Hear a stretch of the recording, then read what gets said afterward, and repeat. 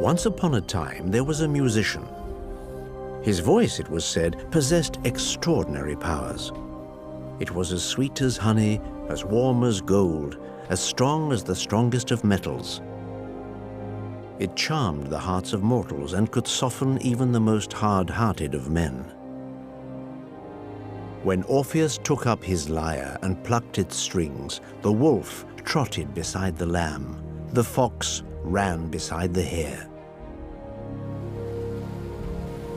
At his approach, the rivers changed their course in order to listen. The very rocks and stones would rise up from the ground and sway.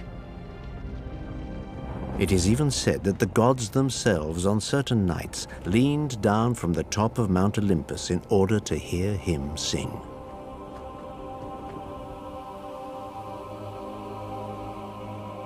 Orpheus, however, was not quite a god. He was, in fact, a demigod. His mother was indeed Calliope, the muse of poetry and eloquence. But his father was a mortal named Oeagrus, who was the king of Thrace. When Orpheus was born, Apollo, the god of light and the protector of poets, laid a lyre at the foot of his crib. Not just any lyre, a magic lyre with special powers, outfitted with 9 strings, 9 in honor of the 9 muses. As a result of this gift, a rumor arose. Could the newborn child actually be the son of Apollo himself?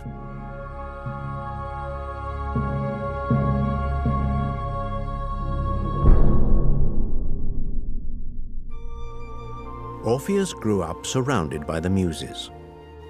Together they took the young boy under their wing and taught him to play music, to write, to compose, and to sing. Orpheus learned quickly. As a child, he was already making the trees of the primeval forests dance to his tunes. The ancient oaks of Greece have never forgotten them. Some have remained frozen forever in the pause of their last dance. His irresistible songs celebrated the creation of the world, the origin of the gods and of the people. They lured humanity away from its animal nature and led it towards a gentler, more civilized life. As Orpheus grew up, his talent too continued to grow.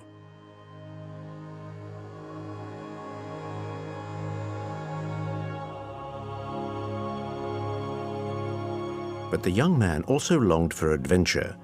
He dreamt of far-off lands and fabulous deeds. So he set out to travel the world. Wherever he went, he was acclaimed by the people. Men and women welcomed him with garlands of flowers and fell at his feet. One morning, he came to Thessaly, and there he heard that a certain Jason was going off on an expedition to retrieve an extraordinary object, the Golden Fleece. This fleece was in fact the coat of a winged ram named Chrysomylus. It had been hanging from an oak tree for many years in a sacred grove that lay at the other end of the world in Colchis. Orpheus was fascinated by the story of the Golden Fleece and decided to write a song about it.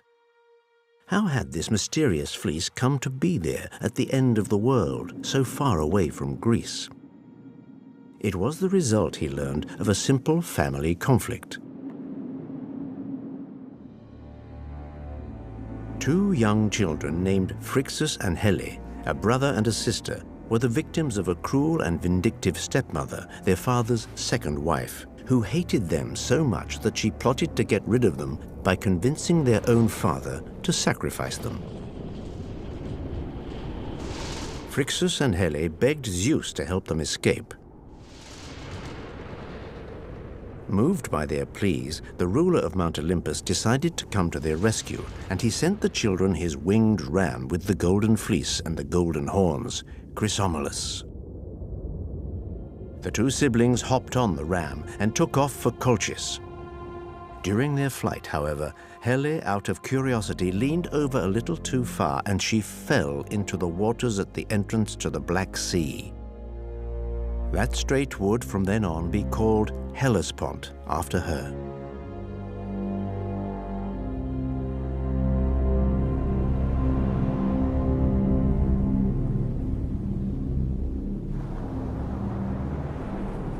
When he finally arrived in Colchis, Phrixus sacrificed the ram in honor of Zeus,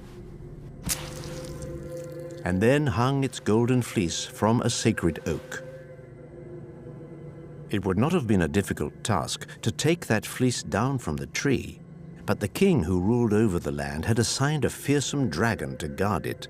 This terrible fire-breathing beast burnt to a crisp anyone who tried to approach it. Jason, however, was not daunted by dragons or any other kind of fiendish creatures. He was 20 years old, and at that age young men are fearless. Nothing could stop him from going after the legendary fleece. There was a kingdom at stake, and it wasn't just any kingdom, it was his own. If he brought back the golden fleece, he would win the throne. Jason knew that everyone who had undertaken the quest had perished. It was a perilous journey, full of dangers. Orpheus, who was aware of the risks, offered his services to Jason. At first, Jason was reluctant. What use would a musician, or even worse, a poet, be to him? What he needed was a soldier or an experienced navigator. Orpheus insisted. His lyre, he explained, a gift from the god Apollo, would support the efforts of the rowers, and his poems would lift the spirits of his companions in their moments of despair. Jason agreed to take him on. Now all they needed was a boat. It would be the Argo, named for the man who built it, Argus, an enormous vessel. Its crew would consist of the greatest heroes and princes who had come from all over Greece to participate in this extraordinary adventure. Jason chose 52 of the best. They would be the Argonauts. The Argo set off on its great journey, a journey from which no one would ever have returned if Orpheus had not been a part of it. The presence of this virtuoso musician would be remembered by all, and his many remarkable deeds would never be forgotten. From the very first day to the very last, Orpheus's strains calmed the stormy seas, quieted the wrath of the crew, helped pace the rowing of the oarsmen, at the same time as his words spurred them on. Orpheus was able to push back the clashing Symplegades rocks when they closed in and threatened to shatter the boat. He charmed the monstrous dragon guarding the golden fleece. But there was more to come.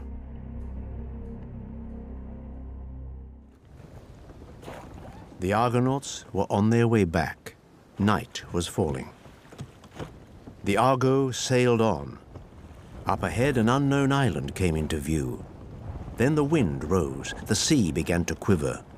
Suddenly, a group of beautiful, exquisite young maidens emerged from the water. They swam languorously around the boat, and then they began to sing. A strange song. It was like a slow, mournful chant. And their voices rose up into the sky, filling the heavens and enveloping the early evening stars. Soon the sailors were under its spell, ready to leap into the sea and join those diabolical creatures known as the Sirens.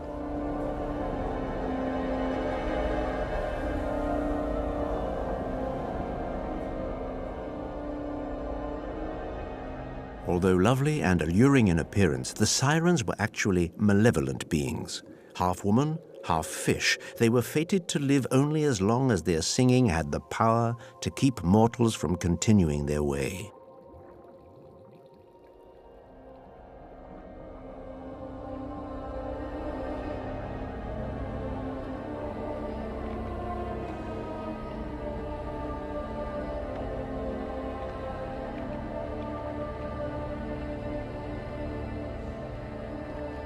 It was then that Orpheus intervened. Grabbing his lyre, he too began to sing, and his singing was so beautiful and so pure that it drowned out the songs of the Sirens. The Sirens were stunned. They fell silent and then disappeared. The Argo was saved. As for the Sirens, it is said that they were so dismayed at having been outsung by Orpheus that they killed themselves. However, At least two of them were still there a few generations later, when Odysseus came around.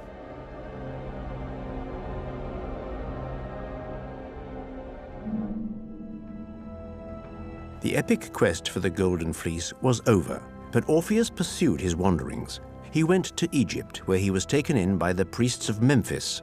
He would stay there for 20 years. While in Egypt, Orpheus was initiated into rites that were new to him. He dedicated himself to the new deities, but did not reject the Olympian gods.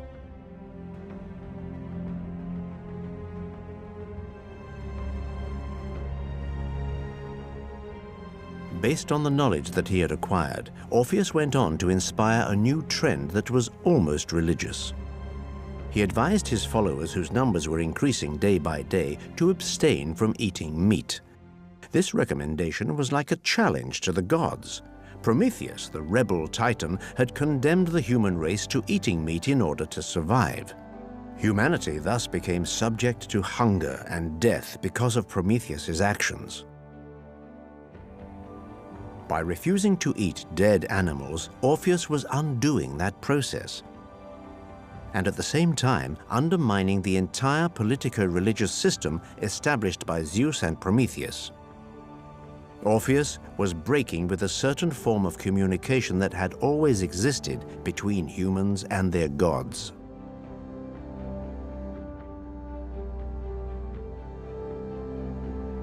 However, it was on meeting the lovely Eurydice that Orpheus would step onto the razor edge of fate. One morning, Orpheus was walking along the fringe of a wood. The sun was shining brightly. The sky was a dazzling blue. And there she was, Eurydice. Eurydice was a dryad, one of the nymphs that live amongst the trees in the groves and forests.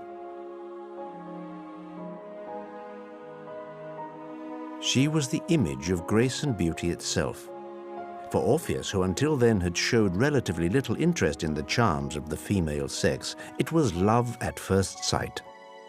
Eurydice was the woman he had dreamed of all his life. She was his double, the embodiment of his heart's desire, the song he had never sung. When Orpheus asked her to marry him, Eurydice did not think twice. She accepted immediately. Orpheus invited every single god and goddess in the entire pantheon to the wedding. And on the day of the ceremony, they were all present. During the festivities, however, a very strange thing happened, and it went virtually unnoticed. Although there was not the faintest breath of wind to be felt, a torch began to flicker. It belonged to Hymen, the patron god of weddings. The flame sputtered and then died out. A bad omen.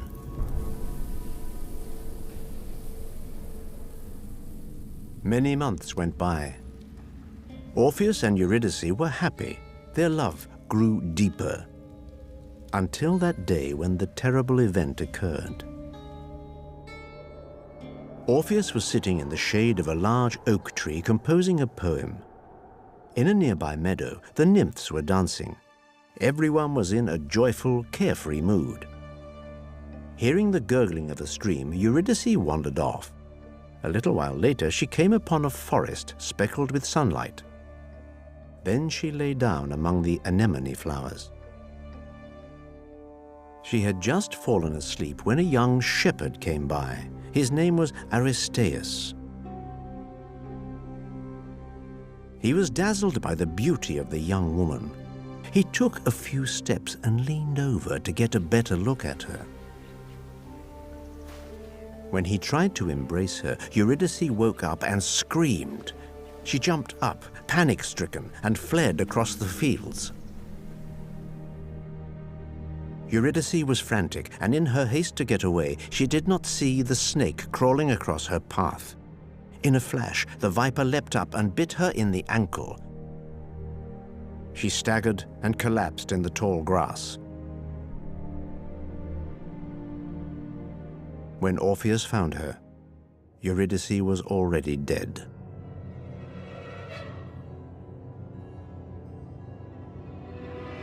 The cry of grief that Orpheus let out caused the nymphs to run off in fright and the trees to tremble. Overcome with despair, Orpheus could not accept losing the person he loved the most in the world. Since death had taken Eurydice from him, he would snatch her back from death. He would dare to do what no mortal had ever done before. He would go down to the underworld, a realm from which no one had ever returned.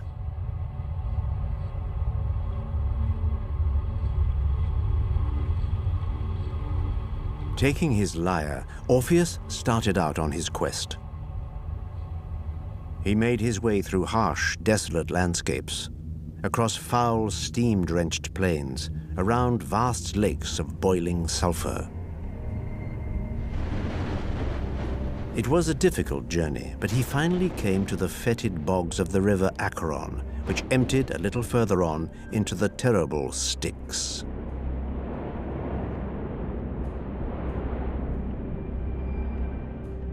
There, in the darkness, Orpheus saw old Charon coming toward him on his raft.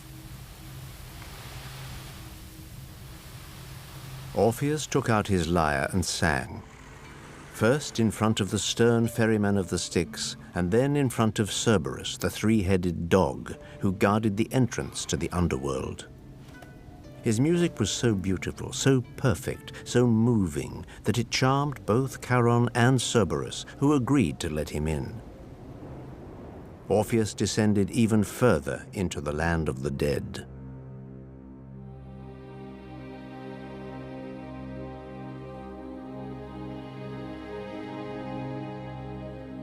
And then there he was, standing before the rulers of the underworld, the almighty Hades and his wife, Queen Persephone.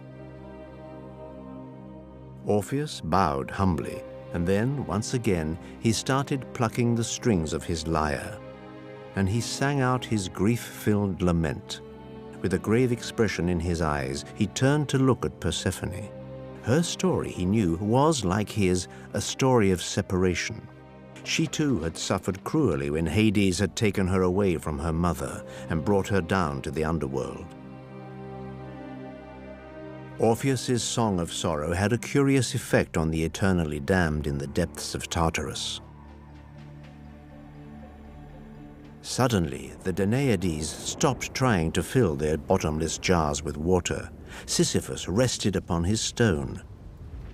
Tantalus gave up attempting to get the water that constantly eluded him, and Ixion's wheel stopped its incessant spinning. Everything in that land of rocks and desolation seemed to become infused with the poet's song. Even Hades and Persephone were moved to tears. "So be it," said Hades. "You can take Eurydice back with you. On one condition, however. It's the law of this kingdom. On the narrow path that leads up to the surface, you'll go first with your wife behind you, and you must not turn around to look at her, not once, not until you see the light of day." Orpheus was overjoyed, and he agreed. But that was when everything went wrong. Orpheus started up the path he had taken to come down. He walked ahead. A few steps behind him came Eurydice. He walked and did not turn around.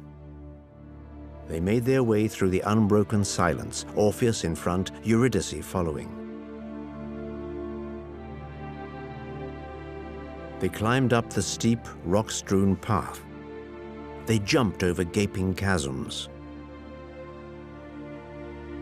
Surrounded by thick mists, they hugged the curves of terrifying precipices. They had almost reached the light. A few more steps and they would soon be seeing the first rays of the sun.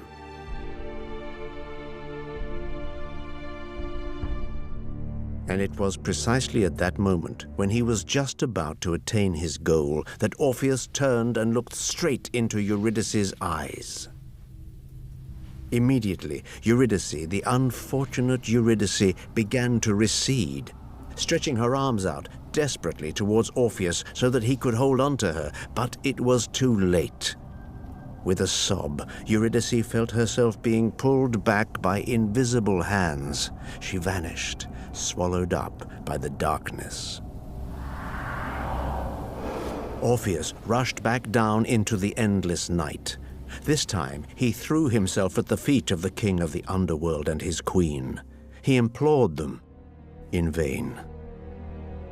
"This time there's nothing we can do for you," Hades replied. "We can't help you anymore." And Orpheus was escorted back to the surface.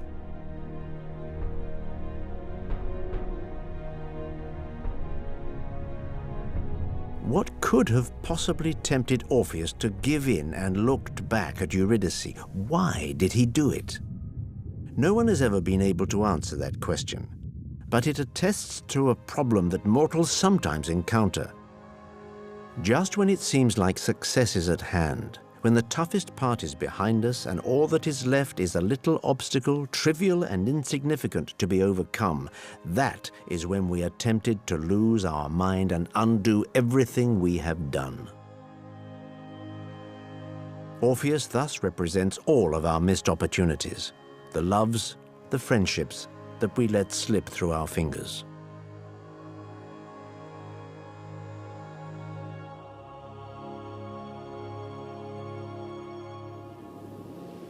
When he came back alone from the underworld, Orpheus, the radiant hero, Orpheus, the musical genius and unrivaled poet, was like a phantom. Devastated, inconsolable, he decided to withdraw from the world and live as a hermit for the rest of his days. With a broken heart, Orpheus spent his nights gazing at the stars, numb with despair, watching for a sign that never came. His sorrow was boundless. It consumed his entire being. The melodies and poems he composed were inevitably heartrending and melancholic.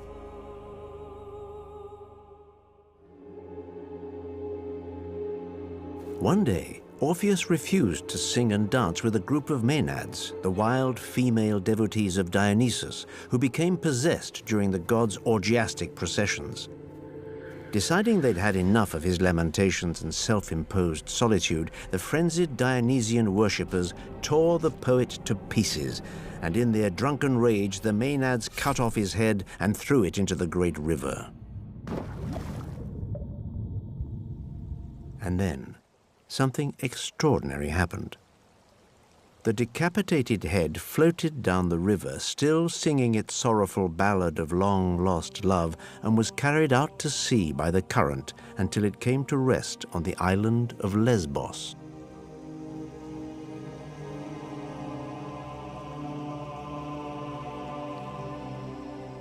When they heard of Orpheus's death, the animals in the woods began to weep. The grieving birds stopped singing. The mighty oaks and hardy linden trees shed their leaves and went into mourning, while rivers and streams overflowed with their own tears.